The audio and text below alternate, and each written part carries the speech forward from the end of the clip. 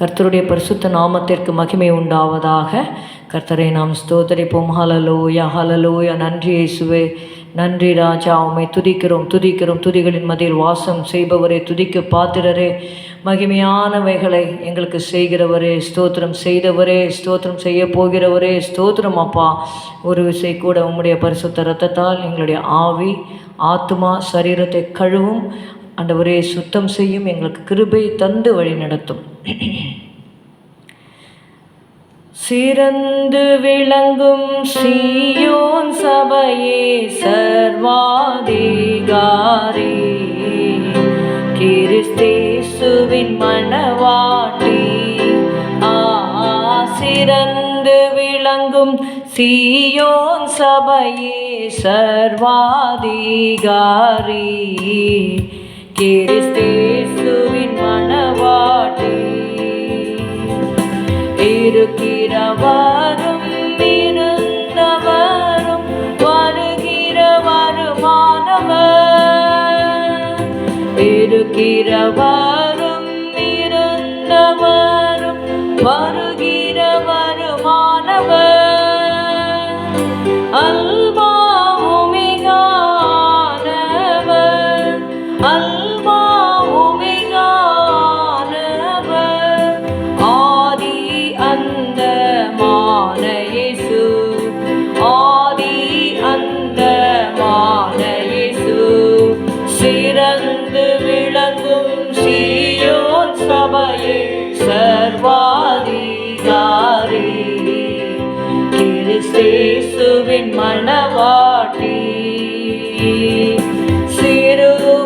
சிறுமைப்பட்டவளே, பெரும் காற்றில் அலசடிப்பட்டவளே, தேறுதல் அற்றவளே,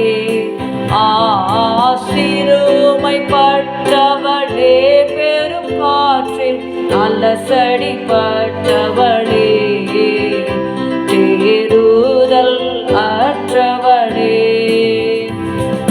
நீலரத்தின கல்லுகளை தான் அஸ்திவாரமாக்கி,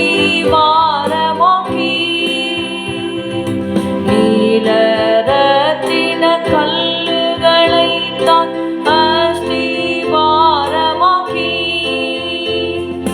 மேச்சும்படியாய் மதில்களை, மேச்சும்படியாய் மதில்களை உச்சித கற்களுமாக்குவே, உச்சித கற்களுமாக்குவே. சிறந்து விளங்கும் சீயோன் சபையே சர்வாதிகாரி,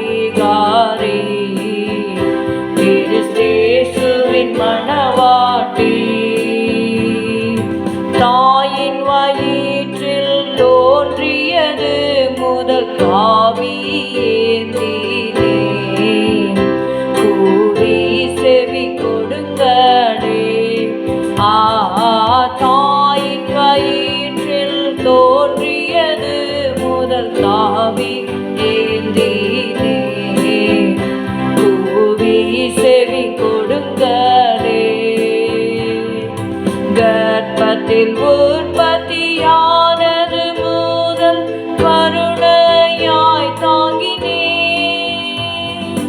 கர்ப்பத்தில் உற்பத்தியானது முதல் கருணையாய் தாங்கினேன்.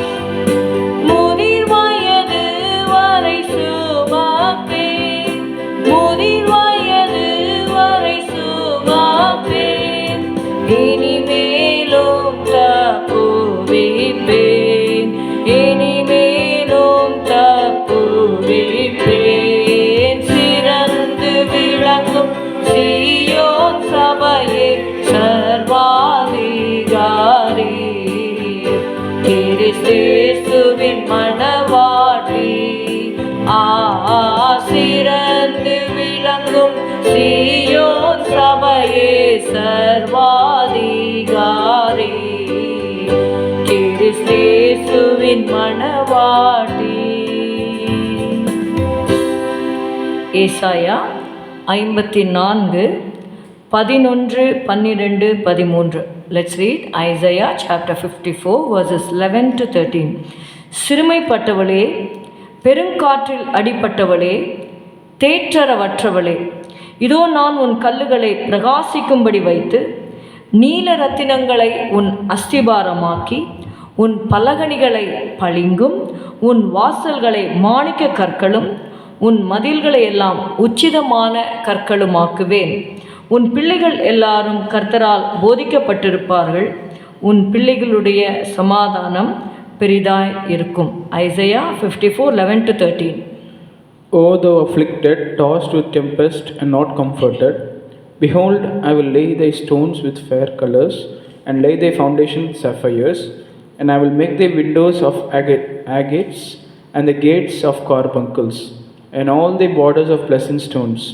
And all the children shall be taught of the Lord, and great shall be the peace of the children. ஆமென். இந்த பாட்டிலே நாம் பாடின வரிகள் இந்த ஏசாயா 54, 11, 12 எடுக்கப்பட்ட அந்த சரணத்தை தான் நம்ம பாடினோம். இப்பொழுது இங்கே பார்த்தீங்கன்னா, சிறுமைப்பட்டவளே, பெருங்காற்றில் அடிபட்டவளே, தேற்றரவற்றவளே, இந்த பாட்டை நம்ம பாடினோம் இல்லையா? அந்த சரணத்தை, சிறுமைப்பட்டவளே, பெருங்காற்றில் அடிபட்டவளே, தேற்றரவற்றவளே என்று சொல்லி ஆண்டவர் சொல்லுகிறார். இதோ நான் உன் கல்லுகளை பிரகாசிக்கும்படி வைத்து நீல ரத்தினங்களை, இதை கேட்கும் போதே நமக்கு மிகவும் சந்தோஷமாக இருக்கிறது. அதாவது சிறுமைப்பட்டவர்கள், பெருங்காற்றில் அடிப்பட்டவர்கள், தேற்றரவற்றவர்களை தேற்றுவதற்கோ அவர்களோடு பேசுவதற்கோ அவர்களுடைய காரியங்களை விசாரிப்பதற்கு இந்த உலகத்திலே எல்லாருமே தயங்குவார்கள். Because they are helpless. அவங்க they are already going through very humble situation. அவங்க அப்படிப்பட்ட பாதையிலே போகும் பொழுது, அவங்களே கஷ்டத்துலேயும் சிறுமையிலையும் இருக்கும் பொழுது அவங்கள விசாரிக்கிறதுக்கு யாரும் இருக்க மாட்டாங்க. இன்ஸ்பைட் ஆஃப் தட், சிலர்லாம் நீங்கள் பார்த்தீங்கன்னா அப்படிப்பட்ட சிறுமைப்பட்ட சூழ்நிலையில் போகும்பொழுது அவங்கள விட கீழ் நிலைமையில் இருக்கிறவங்க கூட அவங்கள என்ன பண்ணுவாங்கன்னா அசட்டை பண்ணுவார்கள் என்று சொல்லி நம்ம பார்க்குறோம். அதற்கு உதாரணமாக 2 சாமுவேல் 16வது அதிகாரத்தை எடுத்துக்கொள்ளுங்க. 2 சாமுவேல் 16வது அதிகாரம் 8வது 5வது. தாவீது ராஜா பகூரீம் மட்டும் வந்தபோது, இதோ சவுல் வீட்டு வம்சத்தானாயிருக்கிற கேராவின் குமாரனாகிய சீமேயி என்னும் பேருள்ள ஒரு மனுஷன் அங்கே இருந்து புறப்பட்டு தூஷித்து கொண்டே நடந்து வந்து சகல ஜனங்களும் சகல பலசாலிகளும் தாவீதின் வலதுபுறமாகவும் இடதுபுறமாகவும் நடக்கையில் தாவீதின் மேலும் தாவீது ராஜாவுடைய சகல ஊழியக்காரர் மேலும் கற்களை எறிந்தான். சீமேயி அவனை தூஷித்து, இரத்த பிரியனே, பேலியாளின் மனுஷனே, தொலைந்து போ என்று சொல்லி சீமேயி சிறுமையில் இருந்த தாவீதை தூஷித்ததை நம்ம வாசிக்கிறோம். Already he is going through the path of humility. அந்த சிறுமைப்பட்ட ஒரு நிலைமையிலே தாவீது இருக்கிறார். ஆனால் அந்த நேரத்தில் எதுவும் சொல்லலைன்னா கூட பரவாயில்ல, ஆல்ரெடி அவனே தாவீது ராஜாவே கஷ்டத்தோடு இருக்கும்பொழுது இது மாதிரி இந்த சீமையை தூஷிக்கிறான். தாவீது ராஜாவோடு கூட இருக்கிறவர்கள் பராக்கிரமசாலிகளாக இருந்தாங்க. 6வது வசனத்திலே பார்க்கிறோம், சகல ஜனங்களும் சகல பலசாலிகளும் தாவீதின் வலதுபுறமாகவும் இடதுபுறமாகவும் நடந்து கொண்டிருக்கும் பொழுதே இப்படி ஒருத்தர் எழும்புறாங்கன்னு பார்க்குறோம். அப்பொழுது 9வது வசனம், செரியாவின் குமாரன் அபிஷாய் ராஜாவை நோக்கி, அந்த செத்த நாய் ராஜாவாகிய என் ஆண்டவனை தூஷிப்பானேன், நான் போய் அவன் தலையை வாங்கி போடட்டுமே என்றான். ஒரு வார்த்தை தாவீது சொன்னார்னா இந்த அபிஷாய் போய் அவங்கள அந்த சீமையை கொன்று போட்டிருப்பார். ஆனால் தாவீது சொன்ன ஒரு வார்த்தை 2 சாமுவேல் 16, 12, ஒருவேளை கர்த்தர் என் சிறுமையை பார்த்து இந்த நாளில் அவன் நிந்தித்த நிந்தனைக்கு பதிலாக எனக்கு நன்மையை சரி கட்டுவார் என்றான். தாவீது சொல்கிறார், அவன் தூஷிக்கணுமா, தூஷிக்கட்டும். கர்த்தர் சொல்லியிருப்பார், தூஷிக்கணும்னு சொல்லியிருப்பார். ஆனால் கர்த்தர் தூஷிக்கணும்னு சொல்லிட்டு வேடிக்கை பார்த்து கொண்டு இருக்கிறவர் அல்ல. அவன் எப்படி தூஷித்தானோ அந்த தூஷணங்களுக்கு, அந்த சிறுமையின் பாதைக்கு தக்கதாக நன்மையை சரி கட்டுவார் என்று தாவீது கர்த்தர் மேல் நம்பிக்கையோடு அந்த வார்த்தையை சொன்னான். அவன் நம்பினபடியே தேவன் அவனை சிறுமைக்கு நீங்களாக்கி அவனை ஆசீர்வதித்தார் என்று நம்ம தாவீது ராஜாவுடைய முடிவை நம்ம பார்க்கிறோம். இந்த David became king and Absalom was killed in the battle. அங்கே அப்சலோம் மரித்தார் என்று சொல்லி பார்க்கிறோம். அதனால தான் இங்கே எழுதப்பட்டிருக்கிறது. இது தாவீதின் வாழ்க்கையிலே வந்த ஒரு சிறுமை. நம்முடைய வாழ்க்கையிலும் சூழ்நிலைகள் நிமித்தம், மனிதர்களின் நிமித்தம், தூஷணங்களின் நிமித்தம், நம்மை அநேகர் கைவிடப்பட்டதின் நிமித்தம் இங்கே நம்ம பார்க்குறோம். சிறுமைப்பட்டவளே, பெருங்காற்றில் அடிப்பட்டவளே, தேற்றரவற்றவளே. Some people go through untold misery. ஒரு குடும்பத்திலே ஒரு கணவர் அந்த குடும்பத்தை நடத்தி கொண்டு வந்திருக்கிறார். அந்த குடும்பத்தின் தேவைகள் எல்லாம் சந்திக்கப்பட்டது. ஒரு கட்டத்தில் திடீர்னு அந்த கணவர் சொல்கிறாரு, எனக்கு 15 லட்சம் கடன் இருக்குன்னு. அவங்களுடைய ஒய்ஃபால் அதை பிலீவ் பண்ணவே முடியல. எப்படிங்க இவ்வளோ கடன் வாங்கினீங்கன்னா, அதை வச்சு தான் உங்களை எல்லாரையும் நான் காப்பாற்றினேன். அந்த மனைவி நினச்சிட்ருக்குறாங்க, கணவர் அவருடைய சம்பளத்தினால எங்கேயோ பிஸ்னஸ் செய்து சம்பாதித்து நம்ம குடும்பத்தை நடத்துகிறாரு அப்படின்னு சொல்லி நினைத்து கொண்டு இருக்கிற வேளையில், சடனாக after 12-13 years of married life திடீர்னு எனக்கு இவ்வளோ கடன் இருக்குதுன்னு சொல்லும்பொழுது அந்த ஒய்ஃபால் அதை காம்ப்ரிஹெண்ட் பண்ணவே முடியல. கேட்டால் அவர் சொல்கிறார், உங்களெல்லாம் நான் காப்பாற்றிருக்கேன், படிக்க வச்சுருக்கேன், அதுக்கு தான் இவ்வளோ கடன் எடுத்தேன் அப்படின்னு சொல்லி சொல்கிறாங்க. இது மாதிரி இதெல்லாம் கேட்கும்பொழுது என்ன ஆகும்னா, அவங்களுடைய நிலைமை எப்படி இருக்குன்னா, பெருங்காற்றில் அடிப்பட்டவர்களைப் போல அவங்களால அதை ஜீர்ணிக்கவே முடியாமல் தேற்றரவற்றவர்களாக. அதுக்கப்புறமா I heard that the wife had to work. அதுக்கப்புறம் அவங்க ஒரு வேலைக்கு 2 வேலை செய்து ஒவ்வொரு மந்த்தும் எவ்வளவோ டியூ அவங்க கட்ட வேண்டி இருந்தது அப்படின்னு சொல்லி பார்க்குறோம். அப்படியாக அந்த சிறுமைப்பட்ட நிலைமை, அலசடிப்படுகிற நிலைமை, தேற்றரவற்ற நிலைமை இப்படி இருக்கும் பொழுது யாருமே அப்படிப்பட்ட குடும்பத்தாருக்கு ஒரு சின்ன காரியம் அப்படின்னா ஓரளவுக்கு ஹெல்ப் பண்ணுவாங்க. ஆனால் when it comes to a huge amount, எல்லாருக்குமே everybody goes through financial struggles. So அவங்கவுங்க குடும்பத்தை தான் அவங்கவுங்க பார்த்துக்கொள்வாங்க. அப்போது இந்த மாதிரி ரொம்ப பிரச்சனையிலையும் கஷ்டங்கள்லையும் இருக்கும் பொழுது அப்படிப்பட்டவர்களை கண்ணோக்கி பார்க்கிற தேவன் ஒருவர் இருக்கிறார். அதனால தான் ஆண்டவர் சொல்கிறார், நீ சிறுமைப்பட்டிருக்கலாம், பெருங்காற்றில் அடிபட்டிருக்கலாம், கடன் என்கிற பிரச்சனையில் அடிபட்டிருக்கலாம், தேற்றரவற்றவர்களாக இருக்கலாம்.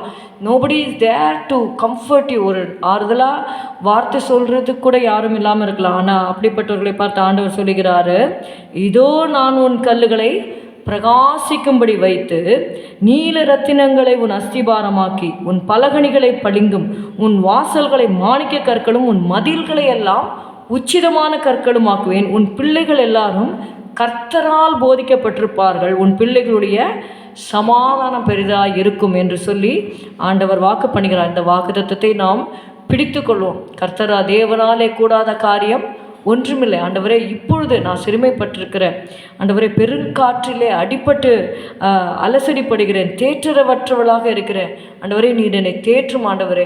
இந்த சிறுமையை கண்ணோக்கி பார்த்து இதற்கு பதிலாக எனக்கு நன்மையை நீங்கள் சரிக்கட்டும். தாவீது சொன்னது போல, ஒருவேளை கர்த்தர் என்னுடைய சிறுமையை பார்த்து என்று தாவீது அறிக்கையிட்டார். அதே போல் கர்த்தர் தாவீதுடைய சிறுமையை நிச்சயமாகவே பார்த்தார். அவனுடைய மகனாகிய சாலமோனை அவருடைய ஸ்தானத்திலே ராஜாவாக ஏற்படுத்தினார். சாலமோனுக்கு இருந்த ஞானத்தை பார்த்தால் அவனுக்கு முன்னும் அவனுக்கு பின்னும் யாருமே அதுக்கப்புறம் எழும்பினதில்லை என்று சொல்லி நம்ம வாசிக்கிறோம். அப்படியாக கர்த்தர் புகழ்ச்சியும் கீர்த்தியுமாக வைப்பார், கிருபைகளை தந்து நடத்துவார், ஐஸ்வர்யத்தை தந்து நடத்துவார். அந்த கீழே விடப்பட்ட அந்த சூழ்நிலையிலிருந்து தூக்கி விடுகிறவராக இருக்கிறார். So there is a future for you. உன் மதில்களை உச்சிதமான கற்களுமாக்குவேன் என்று சொல்லி கர்த்தர் சொல்லியிருக்கிறார். அதை பிடித்து கொள்வோம், கர்த்தரை பற்றி கொள்வோம். அதாவது உம்மை உறுதியாய் பற்றி கொண்ட மனதையுடன் எப்படிப்பட்ட பிரச்சனையாக இருந்தாலும் தேவனுக்கு அது லேசான காரியம். நமக்கு தான் அது வந்து மலை போலும் கடல் போலும் இருக்கும். But for God it is nothing. So you have to come to the Lord with real heart, really seeking him. அந்த ஒரு பிரச்சனை முடிஞ்ச உடனே ஆண்டவரை விட்டு போயிடக்கூடாது. ஆண்டவரை தொடர்ந்து நம்ம பற்றி கொள்ளும் பொழுது நிச்சயமாகவே நம்முடைய அந்த கஷ்டங்களிலிருந்து தேவன் விடுதலை கொடுத்து சமாதானத்தையும் சந்தோஷத்தையும் கொடுக்கிறவராக இருக்கிறார். ஜெபம் செய்வோம். ஸ்தோத்திரம் அப்பா, உம்மை துதிக்கிறோம் துதிக்கிறோம் துதிக்கிறோம். இப்பொழுதும் சிறுமையின் பாதையில் போகிற உடைய பிள்ளைகளுக்கு நீர் ஆறுதலை கட்டளையிட்டு உம்முடைய சமாதானத்தை கட்டளையிடுவீராக. இயேசுவின் நாமத்தில் பிதாவே, ஆமேன். எல்லாரும் சேர்ந்து சொல்லுவோம். என் ஆத்துமாவே கர்த்தரை ஸ்தோத்திரி, என் முழு உள்ளமே அவருடைய பரிசுத்த நாமத்தை ஸ்தோத்திரி. என் ஆத்துமாவே கர்த்தரை ஸ்தோத்திரி, கர்த்தர் செய்த சகல உபகாரங்களை மறவாதே. Good morning. Have a good day. God bless you.